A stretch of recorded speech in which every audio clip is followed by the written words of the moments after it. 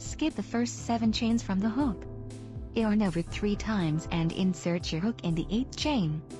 Catch the yarn and draw it through the first 2 loops on the hook. Catch the yarn again and draw it through the next 2 loops on the hook. You should now see 4 loops on your hook. Yarn over twice, skip 3 chains and insert your hook in the 4th chain.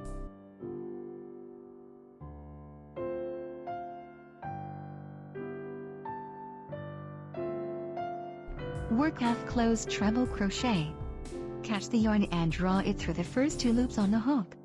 Catch the yarn again and draw it through the next 2 loops on the hook. Catch the yarn for the 3rd time and draw it through the following 2 loops on the hook. Catch the yarn for the 4th time and draw it through the last 2 loops on the hook. Chain 3 stitches, yarn over twice, insert your hook under top loops of 2 treble crochet.